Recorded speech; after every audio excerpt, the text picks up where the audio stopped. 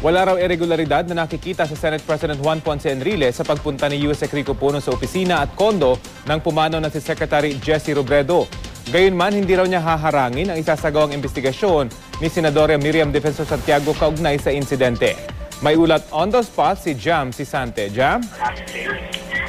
Yes, Rafi, wala nga raw nakikitang irregular sa Senate President Juan Ponce Enrile sa pagpunta ni DILG Undersecretary Rico Puno sa opisina at condominium unit ni DILG Secretary Jessie Robredo isang araw lang matapos bumagsak ang sinasakayang eroplano ni Robredo.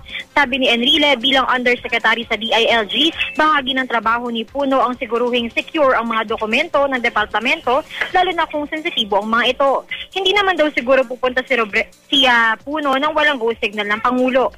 Tanungin naman kung tama ang sistema noon sa loob ng DILG kung saan si Puno ang namamahala sa PNP imbes na si Robredo, ani Enrile, hindi niya alam kung ganoon nga ang sistema noon, pero nasa kapangyarihan naman daw ni Pangulong Aquino na i-reorganize sa mga posisyon sa gabinete.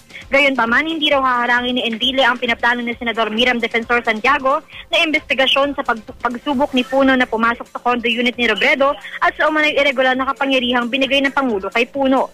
Ayon sa Senate President, pwedeng imbestigahan ng mga senador ang anumang issue na nais nilang imbestigahan.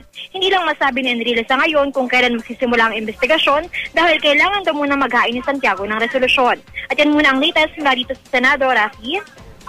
Maraming salamat, Jam Sisante.